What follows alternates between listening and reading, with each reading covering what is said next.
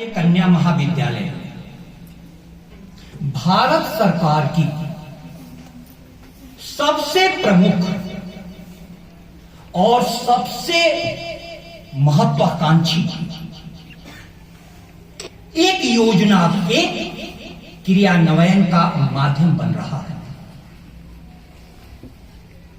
इस समय मंच पर उपस्थित प्राचार्य में एवं विद्वज्जनों एवं प्रिय विद्यार्थियों, शिक्षा नीति हमारे भविष्य को निर्धारित करती है। देश कल कहां जाएगा इसका निर्धारण शिक्षा करती है। इसलिए नई शिक्षा नीति जो लाई गई उसको बाद में नाम दिया गया राष्ट्रीय शिक्षा नीति। पहले नई शिक्षा नीति कही जाती थी एनईपी, न्यू एजुकेशन पॉलिसी। बाद में उसका नाम दिया गया राष्ट्रीय शिक्षा नीति। उसका मुख्य ध्येय यह है कि हमारी शिक्षा नीति ऐसी हो जो हमारे नागरिकों में राष्ट्रीयता के बोध को जागृत कर सके। अब इसके लिए हर शिक्षा संस्थान में भारतीय ज्ञान परंपरा केंद्र स्थापित किया गया और उसका नोडल बनाकर यह महती जिम्मेवारी मुझे दी गई है कि इस काम को आप सफल भी बनाएं और सुफल भी बनाएं। इसलिए इस अवसर पर मैं कुछ विशेष बातें कहना चाहता हूं। विजय सर, कृपया किताब दीजिएगा। आपके लिए एक पुस्तक लाया हूं, इसको ध्यान से देखिए। यह पुस्तक है भारत वैभव। कौन सी पुस्तक है? भारत वैभव। और इसके जो लेखक हैं डॉक्टर ओम प्रकाश पांडे जी। राष्ट्रीय शिक्षा नीति को बनाने में इन्होंने बहुत महत्वपूर्ण भूमिका निभाई। भारत सरकार को यह सुझाव देने में और क्रियान्वित करने में उन्होंने बहुत महत्वपूर्ण भूमिका निभाई। कल मैंने एक लेख लिखा था कि आज आधुनिक शिक्षा के जमाने में, आधुनिक शिक्षा पद्धति के जमाने में प्राचीन भारतीय शिक्षा पद्धति की प्रासंगिकता क्या है? क्यों हम लोग पीछे की ओर जा रहे हैं? मध्य प्रदेश में 12वीं क्लास एक विद्यार्थी ने अपने प्रिंसिपल की हत्या कर दी। मैडम, सिक्योरिटी की व्यवस्था करनी पड़ेगी। प्रिंसिपल की हत्या कर दी। और दिल्ली में एक नौजवान ने अपने मां बाप को मारने के बाद बहन को भी मार दिया। अब मुझे लगता है कि कार्यक्रम के लिए मैं जिस प्रकार से आप लोगों को बाहर से बुलाता हूं, उस समय में मुझे कम से कम स्पेशल प्रोटेक्शन ग्रुप एसपीजी की सुरक्षा चाहिए। अब देखो, जिस संस्कृति में मूल मंत्र था मातृ देवो भव, माता को देवता समझो, पितृ देवो भव, पिता को देवता समझो, गुरु देवो भव, गुरु को देवता समझो। उसमें से आचार्य गुरु प्रमोद वैष्णव सर बोल रहे थे, आपको कितनी प्रकार की जानकारियां दे रहे थे। आपको लगता है कि जानकारियों से हमें क्या फायदा? अभी लग रहा है, लेकिन ये जानकारियां ही आपके जीवन को सही मुकाम तक ले जाएगी। ये जानकारी तो आखिर क्यों मातृदेवो भव, पितृदेवो भव, गुरुदेवो भव की संस्कृति में मातृ पितृ गुरु हंता बच्चे कैसे पैदा होने लगे? आज शिक्षा जगत तनाव से, अवसाद से, आत्महत्या से क्यों बढ़ता जा रहा है? सोचने का समय आ गया है, सोचने का समय आ गया है। अभी सचदेवा सर कह रहे थे कि संगीत जब होता है तो लोग आकृष्ट होकर के आ जाते हैं। मैंने भी पढ़ा था कि तानसेन जब बीना बजाते थे तो हिरण उनके पास आ जाते थे और वे हिरण के गले में अपनी माला डाल देते थे। यहां की हिरणियां किस संगीत से यहां पर चली आएंगी ताकि हम लोग अपने शब्दों की माला उनको पहना सके। सचदेवा सर इस पर भी सोचिएगा। दूर तम के पार से यह कौन मेरे पास आया, नींद में सोए हुए संसार को किसने जगाया? तुम लोग सोए हुए हो विद्यार्थी, इसीलिए तुम्हें ऐसे कार्यक्रम के लिए आवाज देनी पड़ती है, बुलानी पड़ती है। दूर तम के पार से यह कौन मेरे पास आया, नींद में सोए हुए संसार को किसने जगाया? कर गया है कौन फिर भिनसार बिना बोलती है, छू गया है कौन मन के तार बिना बोलती है। आपके मन के तार को छूने की जरूरत है, मन के तार को छूने की जरूरत है, आप तक बात पहुंचे। इसलिए मैं एक छोटी सी कहानी से बात स्टार्ट करूंगा। मेरी चिंता है कि आप तक बात पहुंचे। एक जगह 9, 8, 7, 6, 5, 4, 3, 2, 1 आपस में बैठे हुए थे। किसी बात पर विवाद हुआ। 9 ने 8 को थप्पड़ मार दिया। अब 9 तो बड़ा था, 8 को गुस्सा आया। उसने कहा कि 9 को तो मार नहीं सकता हूं। उसने 7 को थप्पड़ मार दिया। 7 ने 6 को मारा, 6 ने 5 को मारा, 5 ने 4 को मारा, 4 ने 3 को मारा, 3 ने 2 को मारा और 2 ने 1 पर सारा गुस्सा निकाल दिया। सारा गुस्सा निकाल दिया। अब बेचारा 1 क्या करे? 1 के बाद कोई बचता है? गुस्सा कहां निकाले? कहां निकाले गुस्सा? कहां निकाले? इस सारे वाकयात को शून्य देख रहा है। कौन देख रहा था? शून्य। उसने कहा कि एक भाई तुम क्यों निराश हो, तुम चिंता क्यों हो? तो बोला कि क्या करूं, मेरा तो बीपी हाई हुआ जा रहा है, मेरा तो बीपी हाई हुआ जा रहा है। बोला कि कुछ नहीं, मैं तुम्हारे साथ बैठ जाती हूं। 1 के बगल में शून्य बैठ गया। 10 और क्या हो गया? 10।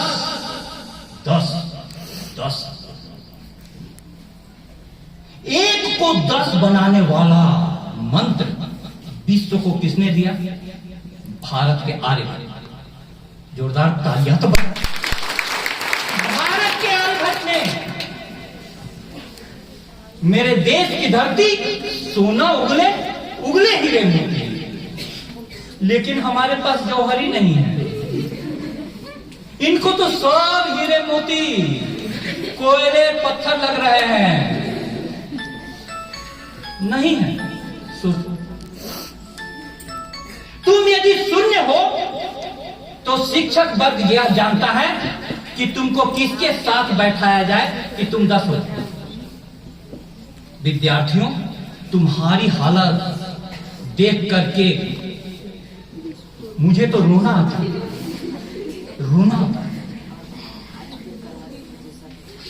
क्यों रोना आता है? मैं जानता हूं कि आगे जाकर तुम्हारे जीवन के साथ क्या होने वाला है। जिस जमाने में बच्चे कोचिंग में दिन रात पढ़ रहे हैं, लाखों रुपए की फीस देकर के पढ़ रहे हैं और घर पर आने पर भी एक्सपर्ट की ट्यूशन लगा रहे हैं, उसके बाद में रात में सारे टास्क को कंप्लीट कर रहे हैं। वहां पर हमारे बच्चे ऐसे हैं हमारे बच्चे कि मैं प्रत्येक क्लास में ईश्वर की शपथ दिलाता हूं कि मौलिक पुस्तकें खरीदो। प्रत्येक दिन शपथ लेते हैं, फिर दूसरे दिन मैं उन्हीं से बुलवाता हूं, बोलो कि हे ईश्वर, हमने एक फिल्म देख रखी है, उस फिल्म का नाम था हम नहीं सुधरेंगे। अब हुआ ऐसा कि मौलिक पुस्तकें खरीदो, सारी मौलिक पुस्तकें मैं लाता हूं। विजय सर, अब ये पुस्तकें दे दी। अंत में हुआ कि विद्यार्थियों से हारकर जीवन में मैंने पहली बार पासबुक खरीदी। ये शिक्षा जगत पासबुक मैंने खरीद लिया। हो तुमको जो पसंद वही बात कहेंगे। तुम दिन को कहो रात तो हम रात कहेंगे। तुम चलो, तुम जिधर से भी चलो। अब तुम्हारे लिए क्यों खरीदा? हम देखें कि एक साथ विद्यार्थी किताब तो खरीद खोल सके, सबके पास है, उसी को देख करके पढ़ाएंगे। लेकिन तुम्हारी स्थिति कैसी है प्यारे विद्यार्थी? कैसी स्थिति? तुम जिसे जिंदगी समझते हो, जोर से मेरे साथ बोलो सब। मैं जिसे जिंदगी समझता हूँ, सब नहीं बोले, जोर से। मैं जिसे जिंदगी समझता हूँ, वह मेरी मौत का बहाना है। तुम बाहर बैठने को, गार्डन में बैठने को, चर्चा के लिए बुलाने पर समझती हो मैं बहुत चालाकी कर रही, भाग जाती हो। ऐसे विद्यार्थियों को स्कूटी मिलनी चाहिए। जोर से बोलो तुम ही। श्वेता, रिकॉर्ड करो। ऐसे विद्यार्थियों को स्कॉलरशिप मिलनी चाहिए। हे सरकार, भारत सरकार, हे राजस्थान की सरकार, आप कन्या महाविद्यालय का यह नजारा देखिए। हमारे विद्यार्थी जो आप लोग पार्लियामेंट में लिखे हुए हैं सत्यमेव जयते, उसको आज साक्षात जी रहे हैं और ये बोल रहे हैं कि हमें स्कूटी नहीं चाहिए, हमें स्कॉलरशिप नहीं चाहिए। प्रिय विद्यार्थियों, तुम्हें क्या चाहिए? टीचर्स। अब विद्यार्थी चुप हैं, इनको नहीं पता चल रहा है। अब इस मोड़ पर मैं एक छोटी सी कहानी फिर से सुनाऊं। कहानियां क्यों सुनाता हूं? तुम्हारे साथ मैं वार्तालाप कर सकूं, इसलिए कहानियां सुनाता हूं। भारत वैभव पुस्तक को पढ़ने के बाद मुझको लगा कि कितनी अद्भुत भारत है, कितना अद्भुत। एक समय था कि गुरु ने कहा कि आरुणी जाओ खेत में, बारिश हो रही है, पानी मेड़ का बह नहीं जा रहा।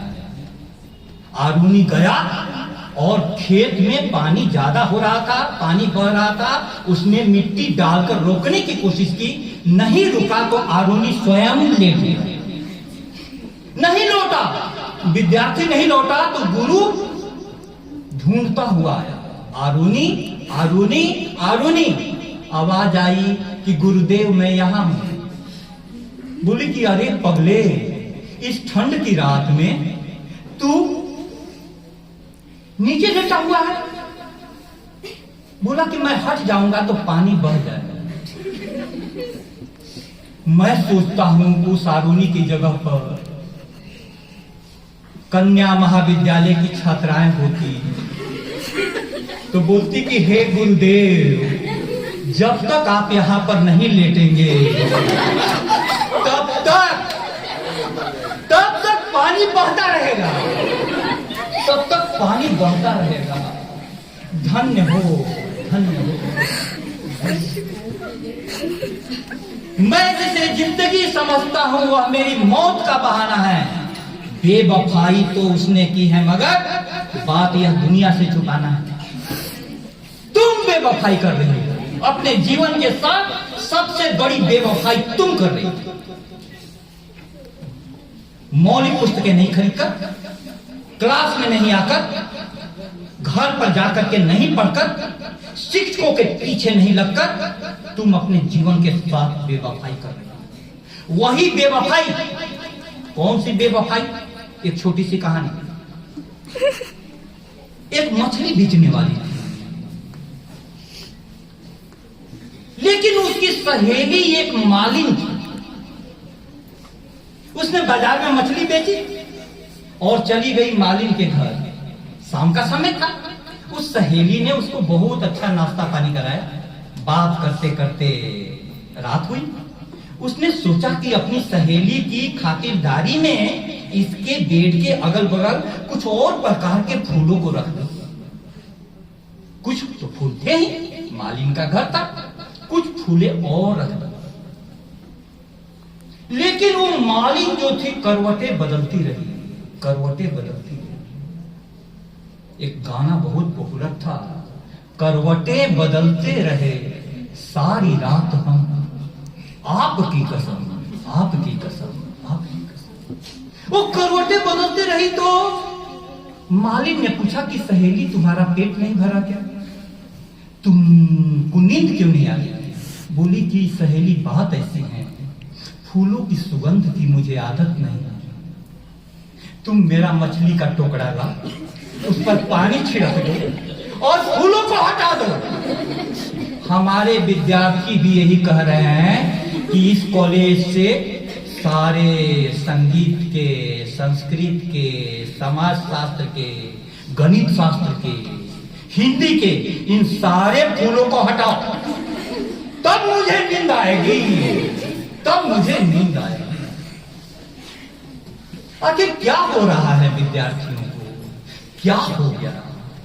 जिस संस्कृति में कहा जाता था ज्ञानम अनंतम आनंदम, ज्ञान आनंद है, इन विद्यार्थियों को देख करके लगेगा कि ज्ञान आनंद है। इनको तो लगेगा कि ज्ञान सबसे बड़ी यातना है। ज्ञान सबसे बड़ी यातना, तुमको लगता होगा सबसे बड़ा दुश्मन किताब। एक विद्यार्थी की परीक्षा खत्म हुई, एमए की। मैंने कहा कि मेघदूतम मेरे को ला करके दे देना। वो मेरे पास पुस्तक यहाँ मिल भी नहीं रही थी अभी। वो आया, पूरे माथे पर सारा किताब बांधे हुए आया कि सर लीजिए। हमने बोला कि यार एक किताब मांगे थे, तुम इतना उदार क्यों बोल रहे हो? बाकी सारी किताबें तुम्हारे कंपटीशन में काम आएगी। बोला कि सर इनको जब तक ये हटेंगे नहीं तब तक मेरे को नींद नहीं आएगी। इनको तो देखकर मेरा बीपी हाई हो जाता है। हम बोले कि धन्य विद्यार्थी, धन्य विद्यार्थी।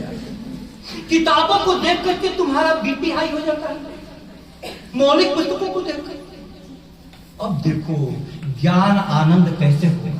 तुम लोग सही बोलो। अभी मेरे को सुन रहे हो तो मजा आ रहा है कि नहीं? एक बार जोर से तो बोलो। इतनी धीमे, इतनी प्यारी आवाज, जोर से बोलो। जब मजा आ रहा है तो यह मजा मैं आपका इतनी जल्दी खत्म नहीं होने दूंगा। अब बेहोश मत हो। अब सुनो, ज्ञान कब आनंद होता था? ज्ञान, मैडम चिंता मत कीजिए, मैं समय का ध्यान रखूंगा।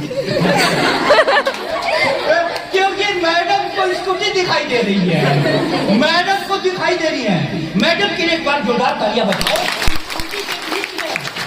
एक शिक्षा का कार्यक्रम है मैडम। अब देखो, अरे प्यारे विद्यार्थियों, मैं बोल रहा हूं, मुझसे बातें करो, कोई प्रश्न हो तो पूछ लो। तुमने देखा दाएं बाएं, तुमने ऊपर नीचे देखा, आंखें फाड़ निहारा तुमने आंखें नीचे देखा, किंतु किसी भी और कभी भी स्थिर नयन नहीं कर पाए, तुम अध्ययन नहीं कर पाए, तुम अध्ययन नहीं कर पाए। भारतीय ज्ञान परंपरा सबसे पहले क्या करती थी? आपकी आंखें स्थिर, इसीलिए ध्यान ध्यान। भारतीय ज्ञान परंपरा केंद्र चाहेगा कि हर क्लास की शुरुआत ध्यान से। अब मैडम को टेंशन होगा कि क्या कर रहे हैं लेकिन पूरे वातावरण को, परिवेश को बदलने का नुस्खा इस पुस्तक से मुझे मिला। ध्यान। क्यों क्यों ध्यान? यारो सफर का कुछ सरो सामान तो करो, जाना कहां है तुमको, जरा ध्यान तो करो। ये तो जानो जिंदगी को कहां ले जाना है। इसीलिए पहले ध्यान, पहले ध्यान। यारो सफर का कुछ सरो सामान तो करो, जाना कहां है तुमको, जरा ध्यान तो करो। फिर जान लेना कितने परेशान हुए हैं दिल। पहले तुम उसके नाम दिल व जान तो करो, पहले तुम पढ़ाई के नाम दिल व जान तो करो। फिर कहना कि सर मजा नहीं आया, एक बार हम लोगों के पास तो आओ। जो विद्यार्थी आए हम टीचरों के होकर रखते। तुम क्या जानो कहां जा रही है पीढ़िया? तुम लोग हमको देख करके भागते हो जैसे 1100 वोल्ट का पोल लाइन यहीं पर खड़ा है और चलता हुआ आ रहा है। ऐसा पहला ध्यान। उठते गिरते रहे निरंतर हृदय सिंधु के ज्वार तुम्हारे, बनते मिटते रहे क्षणों में सपनों के आकार तुम्हारे। ये चंचल अरमान कहीं भी पल भर शयन नहीं कर पाए, तुम अध्ययन नहीं कर पाए, तुम अध्ययन नहीं कर पाए। तुम्हारे मन में इतने अरमान उठते हैं। अरमान किस चीज के? कहीं कपड़ा पसंद आ गया, कहीं खाना पसंद आ गया, कहीं सहेली पसंद आ गई, कहीं सहेला पसंद आ गया। बहुत खतरे, बहुत खतरे। ध्यान से सुनो, तुम्हारे जीवन की बातें कर रहा हूं, एक दूसरे की तरफ नहीं। अभी मैं भारत सरकार के असर का रिपोर्ट बताऊं। सर, ये सारे बच्चे की किताबों में मन इसलिए नहीं लग रहा है, ये सारे गलत साइट्स देख रहे हैं, हिंसक और कामुक साइट्स देख रहे हैं। उठते गिरते रहे निरंतर हृदय सिंधु के ज्वार तुम्हारे, बनते मिटते रहे क्षणों में सपनों के आकार तुम्हारे।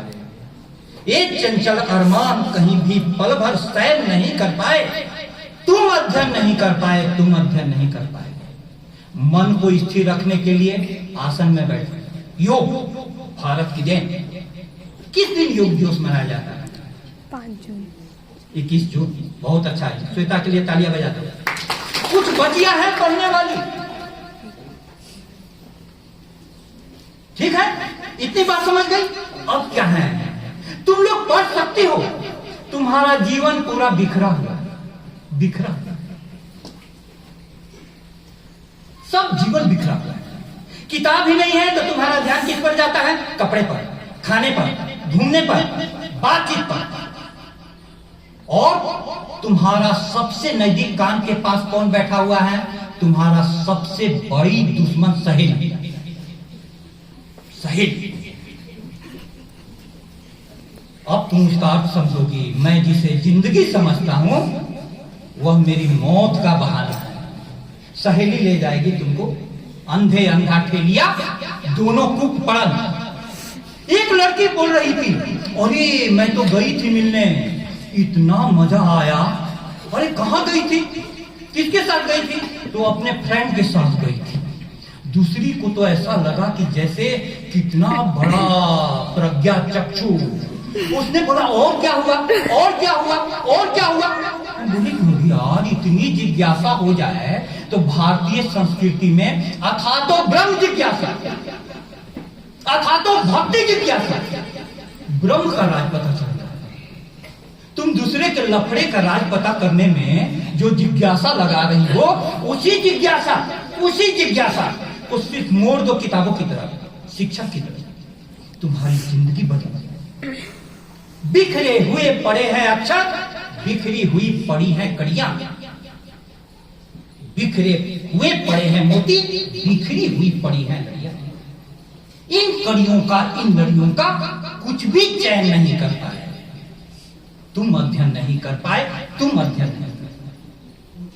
अब भारतीय ज्ञान केंद्र, परंपरा केंद्र शुरुआत क्या करना चाहता है? शुरुआत आपके जीवन से होगी। हमारी महती जिम्मेवारी है कि हमारी बातें विद्यार्थियों तक ही नहीं, हमारे संकाय सदस्यों तक भी पहुंचे। प्रार्थना करो अपने जीवन के लिए, नहीं तो तुम्हारा जीवन बहुत गहन अंधकार है। स्कूटी वितरण में सारे प्रोफेसर लगे हुए हैं, जिनका एक क्लास तुम्हारा जीवन बदल सकता है। तुम लोग चाहती हो कि भारतीय ज्ञान परंपरा तुम्हारे लिए जीवन में कुछ बदलाव लाए, तो तुम लोग के अंदर से आवाज आनी चाहिए। तुमको सामान चाहिए कि इंसान बनाने वाली शिक्षा चाहिए। बोलो क्या चाहिए? इंसान बनाने वाली शिक्षा चाहिए। शिक्षा चाहिए तो एक बात बता दूं, कभी हमारे जिंदा उदाहरण बताऊं, हमारे एक साथी थे सर, उनके पास साइकिल भी नहीं, साइकिल नहीं, और मैं उनसे अपने आप को अमीर समझता था कि एक टूटी हुई साइकिल मेरे पास थी। उनको साइकिल पर बिठा लेता था और जहां कहीं भी जाऊं वो सामने से बोलते हुए जाते थे, इस क्वेश्चन का तुम क्वेश्चन पूछते जाओ, मैं आंसर बताते जाऊं, क्वेश्चन पूछते जाओ, आंसर बता जाओ। उस व्यक्ति ने पढ़ा करके एक खेलने वाले आदमी को यहां तक पहुंचा दिया। खेलने वाले आदमी संगत, और वो व्यक्ति जानती हो कहां है? अभी मेरठ का डीजी है, यूपी का सबसे बड़ा पुलिस ऑफिसर। सिर्फ क्लिक करो, डीके ठाकुर, ध्रुवकांत सिंह ठाकुर। क्यों? जिसके पास साइकिल नहीं थी, उससे मैं पहली बार मिलने गया तो हमको स्टेशन पर पिक करने के लिए 4 जीपे आई। ये देखो, तुमको स्कूटी क्या देगा? कुछ विद्यार्थी बोल रहे हैं जिनको स्कूटी मिली हुई है, गार्जियन बोल रहे हैं कि स्कूटी मिलने के बाद हमारी बच्ची बिगड़ गई। तेल भरवाने के लिए पैसा, उस पर लड़ाई, उस पर बैठने के लिए अच्छा तो ड्रेस चाहिए, उसके लिए लड़ाई। फिर अकेले स्कूटी पर बैठने में कहां मजा आता है? कोई पीछे बैठने वाला भी तो चाहिए, उस पर लड़ाई। यह तो तुम्हारे लिए शुरुआत है, शुरुआत। यूं ही नहीं बोला जाता था कि विद्यार्थिना कुतो सुखम, सुखार्थिना कुतो विद्या।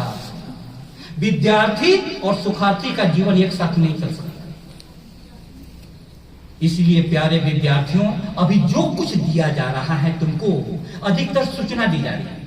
सूचना में भी तुम अपने सब्जेक्ट की सूचना भी ज्यादा नहीं ले रहे हो। कौन सी सूचना लेने आजकल आ रही हो? कल एक विद्यार्थी का फोन आया मेरे पास कि सर स्कूटी में मेरा नाम नहीं आया, मैं क्या करूं? हम बोले कि मेरा मोटरसाइकिल और कार ले जाओ। स्कूटी के लिए मुझसे पूछोगे? जो पूरा विद्यार्थी जीवन में एक साइकिल लेकर के जिया, हम बोले कि तुमको जो चाहिए ले जाओ, लेकिन कम से कम हमसे पढ़ाई की तो बात करो। एक तरफ भारतीय ज्ञान परंपरा के प्रचारित और प्रसारित करने के लिए हमको कहा जा रहा है, तो दूसरी तरफ मैं चाहूंगा कि गुरुकुल सब जगह खुले। गुरुकुलों में क्या होता था? गुरुकुल में विद्यार्थी को मां बाप गुरु के आश्रम में पहुंचा देते थे, गुरु के आश्रम में। उसके बाद विद्यार्थी गुरु के साथ 24 घंटे रहता था, गुरु के साथ 24 घंटे रहता था। दो कपड़ों में नीचे जमीन पर सोना, और टोटल उसका क्या था? गुरु के पहले गुरु के बाद सोने जाएंगे।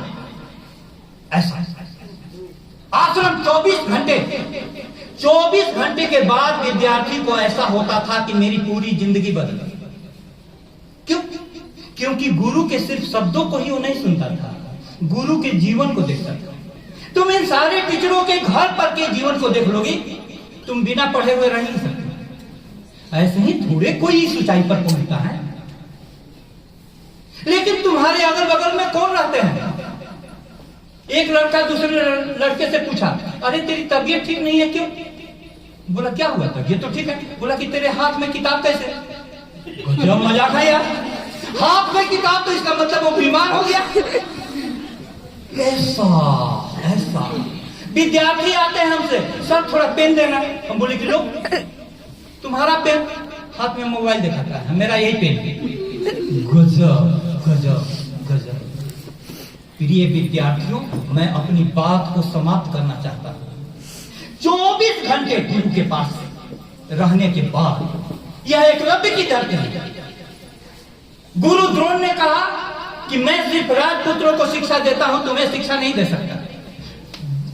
एकलव्य गया, गुरु की मूर्ति बनाकर सारी धनुर्विद्या सीख ली। एकलव्य की इस धरती पर इन विद्यार्थियों को क्या हो गया? गुरुओं को, जिंदा गुरुओं को इन्होंने मूर्ति बना दिया। हम लोग पत्थर की भांति देख रहे हैं कॉलेज कैसे कैसे रसातल में जा रहा है, लेकिन भारतीय ज्ञान परंपरा तुम्हें रसातल में नहीं जाने नहीं जाने। सोचो जरा, तुमको जो किताबों के बारे में, सब्जेक्ट के बारे में शिक्षा मिलती है उसको तो लेना है ही, लेकिन उससे भी ज्यादा जरूरी क्या है? तुम अपने बारे में जानो। तुमको जो खुद से मिला सके वही शिक्षा है, अन्यथा एक भिखारी की दूसरे भिखारी को दी गई भिक्षा। प्रिय विद्यार्थियों, दिन रात सोचो, मैं कौन हूं, मैं किस लिए आई, यहां से कहां जाऊंगी? मैंने लड़की से पूछा, यहां से कहां जाओगी? बोली कि ससुराल जाऊंगी। हम बोले क्यों? यही एक तो अपनी जिंदगी खराब की, फिर दूसरे की भी जिंदगी खराब करोगी। तुम लोगों की शादियों पर बैन होना चाहिए। एक समय था सर, भारतीय ज्ञान परंपरा में जिसको भी संस्कृत के श्लोक नहीं आते थे उनकी शादी नहीं होती। इस हिसाब से कॉलेज में महज 2 ही आदमी शादी के योग्य हैं। संस्कृत के श्लोक। आज अब तुमको हंसी आ रही है। हाँ, सर को भी याद है, जिनको याद है हाथ उठा देते। हाँ, सर की भी हो सकती है, लेकिन तुम लोगों की तो एकदम नहीं हो सकती। तुम लोगों की तो एकदम, तुमको हंसी छूट रहा है। अब देखो नया शर्त क्या है, जिनकी भी नौकरी नहीं है उनकी शादी मुश्किल है कि नहीं? मुश्किल है कि नहीं? बताओ। होगी भी तो ऐसी होगी कि दोनों मिल कर करके पढ़ाऊंगा रामायण महाभारत करेंगे घर पर, ऐसी होगी। शादी भी ऐसी होगी। बात समझ गए? अब आधुनिक शिक्षा के जमाने में ये जो तनाव हो रहा है, क्यों हो रहा है? तुम लोग को हम लोग जैसे भी पढ़ना चाहो तुम्हारे अनुसार पढ़ाने के लिए तैयार है। आधुनिक शिक्षा ने हम पर ऐसी मान्यताएं ला दी हैं, हर व्यक्ति खुद से दूर दौड़ रहा पाने को गादी है। सबको सिर्फ धन चाहिए, पद चाहिए। देखो कितने टीचरों के नाम आ रहे हैं, डम्मी अभ्यर्थी बैठा करके कितने लोगों ने नौकरी ले ली। सब हमारे अरेस्ट होंगे, सब। एक बात जान लो, सभी अरेस्ट होंगे। तुम नहीं पढ़ोगी तो तुमको नौकरी तो चाहिए, क्या करोगी? डम्मी अभ्यर्थी को बैठाओगे। उसके बाद पता चलेगा कि सर क्या कह रहे थे। भरी भीड़ में हम आज इतने अकेले हो गए हैं, बुनियाद की धरती पर हर सिमत जलजले हो गए। इस शिक्षा ने कहां पहुंचाया? चारों तरफ, हर तरफ, हर जगह बेशुमार आदमी, फिर भी तन्हाइयों का शिकार है। अकेला क्यों? एक फोटो मैंने देखा सर, पति पत्नी एक बेड पर लेटे हुए, एक का मुंह पूरब तरफ की था, एक का मुंह पश्चिम की तरफ, और दोनों अपना अपना लैपटॉप खोले हुए। पति पत्नी, परिवार रहा ही नहीं। परिवार रहा है। भारतीय ज्ञान परंपरा यह सिखाती है कि हमारे सारी प्रार्थनाएं क्या है?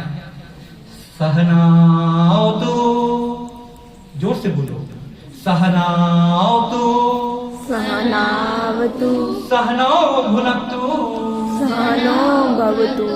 साथ में सब काम करें। सहवीर्यम करवावहै, साथ में आओ हम सभी साथ में करें। हमारा और तुम्हारा संबंध तुम्हारी जिंदगी को बदलेगा। तुम यदि मेरे पास नहीं आओगे, भारतीय ज्ञान परंपरा क्या कर लेगा? अंतिम 4 लाइनें आपकी आंख खोलने वाली। विश्वविद्यालय का गोल्ड मेडलिस्ट सड़क पर खड़ा था, उपाधियों के ढेर तले उसका अरमान पड़ा था। जिनको गोल्ड मेडल विश्वविद्यालय देती है ना, उसको जिंदगी मिट्टी का भी मेडल नहीं दे रही है सर। कई गोल्ड मेडलिस्ट लोगों ने सुसाइड किया है। कई गोल्ड मेडलिस्ट लोग स्वीपर की नौकरी के लिए फॉर्म भरे, पीएचडी किए हुए लोग। विश्वविद्यालय का गोल्ड मेडलिस्ट सड़क पर खड़ा था, उपाधियों के ढेर तले उसका अरमान पड़ा था। क्यों? परीक्षा जिंदगी की आज वह फेल हो गया था। अनमोल सा हीरा बेमोल सेल हो गया। अनमोल सा हीरा बेमोल सेल हो गया। जिंदगी की परीक्षा तुम फेल कर जाओगे। यह भी परीक्षा तुम फेल कर रही हो। मैं बहुत जिम्मेवारी के साथ इस मंच से बोलना चाह रहा हूं। सिर्फ शिक्षण संस्थान नंबर बांट रहे हैं। एक लड़की ने मुझको कहा कि सर देखिए तो सही, एक भी क्लास में आपके नहीं आई, एक भी दिन नहीं पढ़ी, फिर भी मेरे को 80% नंबर आ रहा। मैंने फिर वही बात कही, तुम जिसे जिंदगी समझते हो वह तेरी मौत का बहाना। योग्यता नहीं, हम लोग डिग्री दिए जा रहे हैं। ऐसे विश्वविद्यालय, ऐसे महाविद्यालय, ऐसे विद्यालय। भारतीय ज्ञान परंपरा बोलती है पुनर्विचार कर, पुनर्विचार कर। बेटा अंतिम बात करता हूं, यह परीक्षा तो तुम पास हो जा रही है। इस परीक्षा के जितने भी अच्छे नंबर आ रहे हैं, जिंदगी की परीक्षा में तुमको उतने ही खराब नंबर। क्यों क्यों क्यों? फिर वही पास नहीं हुआ। क्यों? परीक्षा जिंदगी की पास करना है बहुत मुश्किल, कि इसमें एक भी उत्तर रटा घोटा नहीं। जमाने में भले दिखता हो अंतर, आप में हम में ये मंदिर है, यहां कोई खरा खोटा नहीं होता। महाविद्यालय शिक्षण संस्थान एक मंदिर है। यहां हम लोग नहीं देखते हैं कि कौन अमीर है कौन गरीब है। कृष्ण और सुदामा एक ही गुरुकुल में, संदीपनी ऋषि के गुरुकुल में पढ़ते थे। हम लोग तुम्हारी जिंदगी बनाने के लिए है। और मैं सबको आश्वस्त करता हूं, भारतीय ज्ञान परंपरा जिन हाथों में है, तुम जब चाहोगी तब तुम्हारे लिए हम तैयार हैं, शिक्षक तैयार हैं। आप सभी से एक आग्रह है कि आप अपने जीवन पर सोचें और जीवन को उस जगह पर ले जाएं जहां पर कुछ नहीं था। राजमहल में गौतम बुद्ध को सारी सुख सुविधाएं थी, फिर भी राजमहल छोड़ करके गौतम बुद्ध निकल गए और एकांत जंगल में उनको क्या मिला? ज्ञान। क्या हो गए गौतम से? बुद्ध। बुद्ध। और जब ज्ञान और प्रेम से भर गए तब वे वापस आए, राजमहल में नहीं गए। क्यों? जिसके ज्ञान और प्रेम का महल खड़ा हो जाता है ना, उसके लिए राजमहल व्यर्थ हो जाते हैं। राजमहल व्यर्थ हो जाते हैं। भारतीय ज्ञान परंपरा सिखाती है कि बादशाह लोग, रघुवंशम में पढ़ाता हूं, जब राजा रघु गए तो गुरु जो थे विद्यार्थियों को पढ़ा रहे थे। राजा रघु ने विद्यार्थियों की पढ़ाई डिस्टर्ब नहीं की। यहां पढ़ाते हुए गुरुओं से क्या क्या काम लिया जाए, छोड़ो बाकी सब काम। भारतीय ज्ञान परंपरा बोलती थी, नहीं ज्ञानम सदृशम पवित्र नीह विद्यते। ज्ञान के समान कोई पवित्र नहीं है। ज्ञान ने भारत को विश्व गुरु बनाया था। उस ज्ञान की हम आराधना करें, उस ज्ञान की हम साधना करें। भारतीय ज्ञान परंपरा। इसीलिए आप लोगों से निवेदन करते हैं, बहुत बहुत धन्यवाद।